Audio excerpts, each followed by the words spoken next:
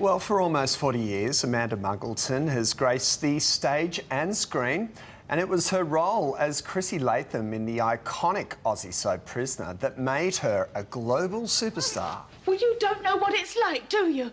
Locked up night after night without a man. No! Mrs. Morris will another baby!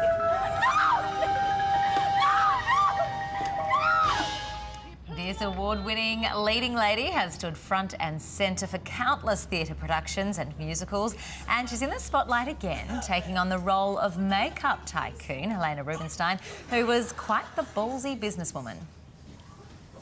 You start tomorrow, 9 a.m. and wear some clothes, please, to work. My office is very cold. And if that thing gets any smaller, we'll have to send out a search party. And Amanda Muggleton joins us live at the desk. Lovely to see you.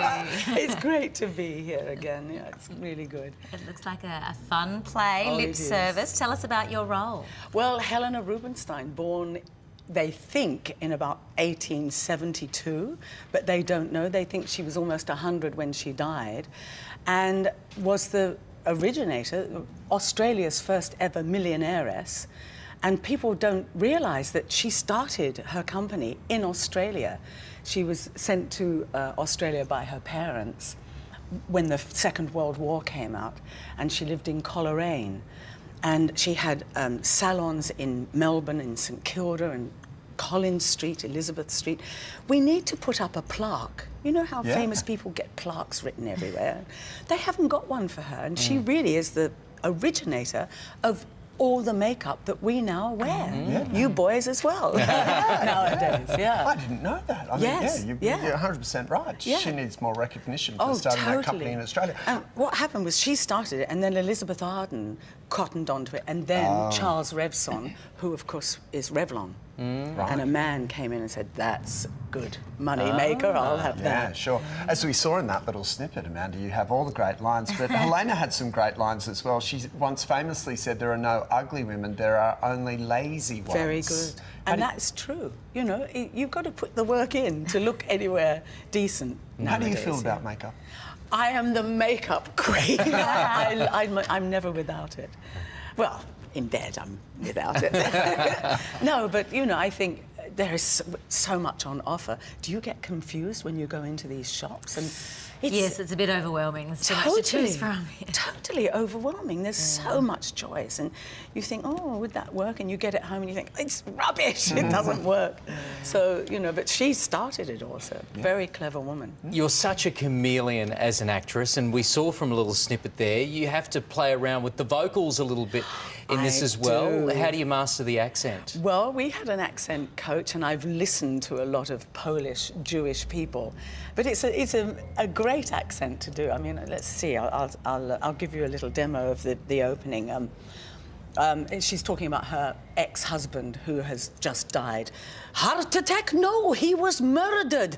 Yes, I know the doctor said it was heart attack, but that slut he married so young she hasn't been born yet made him jiggy-jig every night. He must have hated every minute of it, because he always used to say to me, "Men aren't really interested in sex, we just do it so women can have children." Well, if that's a snippet, I think we know what we're in store for with She's this a play. hell of a character. She's a joy to play, and John Misto has written a very clever play because he is accurate with his research to such a degree. His facts, he gets every fact so right. And it's a joy to do, to say such brilliant words. And it's very funny. I mean, I think not a minute goes by without a laugh, including a death scene, which is one of the funniest death scenes I've ever seen or heard. And it's just marvellous to be given a vehicle that can make the audience laugh every minute, and then, bang, he just rips your guts out with, you know, tears. Sounds if I get it right. Now, can we talk about Prisoner, a cult classic? You were having a bit of a giggle when you looked at the clip I before. can't believe they still show it. And, you know, that one of your wardrobe mistresses here just came up to me and she said, I've just watched the whole series with my dad. Wait till I tell him that I've met you here. And it's. Do you reflect on how iconic it is now, well, not just here, but worldwide, and I guess the change that it's set in television now? Well, because of Wentworth, you know, having taken But even Orange is the New Black. And Orange so many is the New Black. It's who doesn't want to be a fly on the wall, though, with all things like that? Because how often do we go into a prison and see what really goes on? But all the documentaries now on all the channels. The world's most dangerous women. And yes, I love it, though. Do you? I can't get enough. I can't get enough of all that. But they were stuff. great times, obviously. Oh, fun times, fun times. And I can't go to London, and if I go up to Glasgow and Newcastle, I can't move because they still recognise yes, it. yeah. Wow. As old as I am now, 33 years ago. And still fabulous. It is, it is. Oh, Amanda, thank you so much for joining us. I wish we had a bit longer to chat to you. Me too, Thank darling. you. Amanda. Bye-bye. And for details about the play Lip Service starring Amanda Muggleton, just head across to the Daily Edition website. It looks really